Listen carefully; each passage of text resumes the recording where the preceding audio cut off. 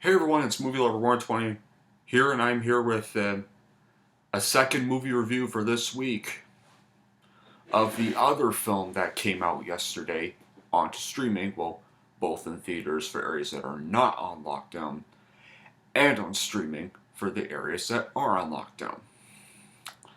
And yeah, this was a movie I've been long hyping for all year long. And that was supposed to come out in June 2020, but got delayed to August, then got delayed to October, and now got delayed to this month. Yeah, it was one of those films. And pretty much the only comic book movie and only blockbuster of 2020 we really got this year. Yes, this review is for Wonder Woman 1984. So, I just finished watching the movie on my television, and now, before I get into it, I absolutely loved the first Wonder Woman movie. I consider it the best movie of the DC Extended Universe. I rate that movie a 10 out of 10, and I was very pumped for this sequel, and I kept getting disappointed when it kept getting delayed repeatedly. However, once they finally announced that it was going to be keeping its December 25th release date, I finally got pumped. I finally now had a blockbuster to review this year, and so, unfortunately, wasn't able to watch it till today, which is Boxing Day, because I wanted to do Soul first, but I finally just watched it a few minutes ago. It finally happened, and yeah, it was good, but if Warner Bros. Was trying to delay it to this year in attempt to make this movie better than the first one, yeah, that really backfired. Honestly, these reshoots really did not make the movie that big.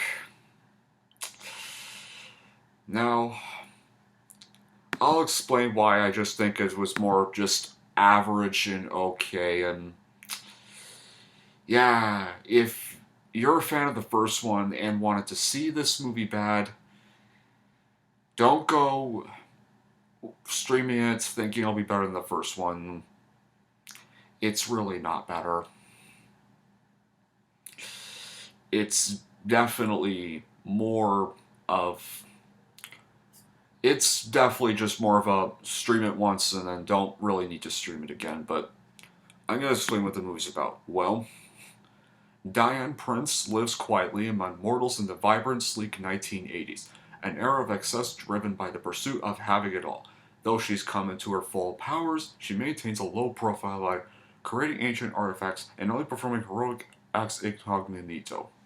But soon, Diana will have to master all of her strength, wisdom, and courage as she finds herself squaring off against Maxwell Lord and the Cheetah, a villainess who possesses superhuman strength and agility.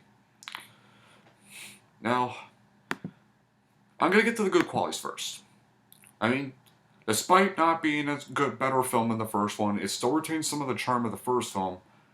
There's still some great soundtrack composed by Hans Zimmer. Amazing act, once again, an amazing performance from Gal Gadot. Easily, still, it's still my favorite Wonder Woman to date. Just like in the first film, and there's still some awesome action sequences, and the villains are somewhat better, actually better than the first one, and like Cheetah, like especially Barbara, aka Cheetah, like you can understand why she would turn to the villain side, but I think you gotta watch the movie to understand why, and plus Ursula Wade actually gave a pretty good performance as Cheetah and Barbara, and her and Gal Gadot had really good chemistry that I did really like. So at least that was good, and The bad side of Cheetah, though, her Cheetah form's only really in one scene, and she kind of gets taken down easy. So that's kind of what I really did not like what they did with the characters. That they gave her like one fight, and she gets defeated quick. But no, it's not like with the pitiful Black Mask stuff from Birds of Prey, where that kid that was with Harley Quinn just shot that grenade in his butt and he just exploded. No, thank God it did not go that way. They actually, Cheetah does not die. Like, she just gets weakened and just gets restored to her human self, really. Like, when you see the movie, you'll find out. I'm trying not to spoil it for people who haven't seen the movie, guys. And then there's the actual villain of the movie is Max Wellord, who is the symbolization of wish fulfillment. And yeah, I thought he was a pretty unique villain. He was definitely a much better villain than Ares from the first film. But plus, I kind of like that Wonder Woman got a little more character developments this time around than in the first film. But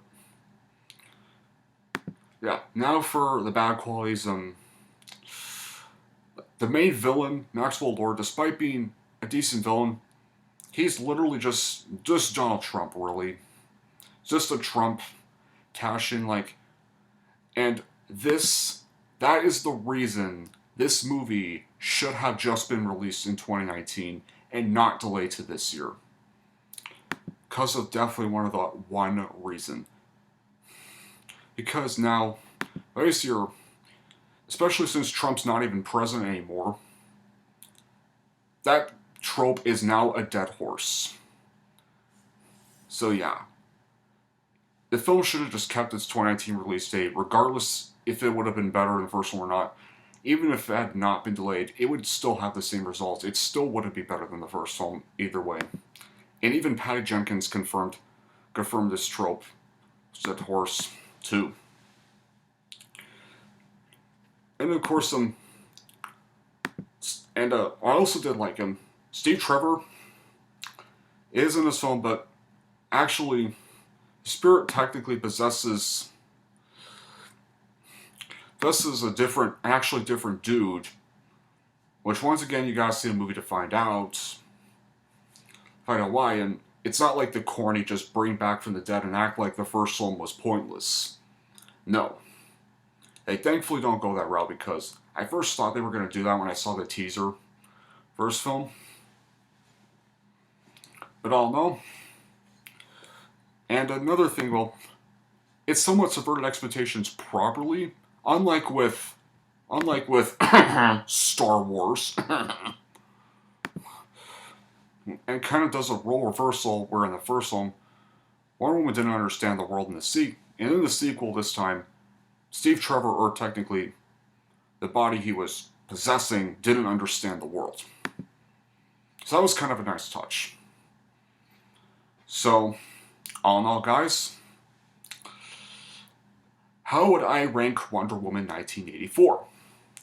Well, I'm going to give it a 7 out of 10. It's not a terrible movie, but it's definitely not better than the first one. I still prefer the first movie, guys, and it's definitely a weaker film and one of DC's weaker movies.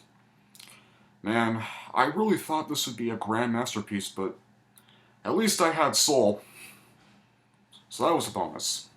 But my recommendation, stream it whatever way you can. If you do want to watch it bad, like, find whatever way you can to stream it. I mean, it's a decent movie if you like the first one. You might like it somewhat, but you're not going to like it better than the first one, guys.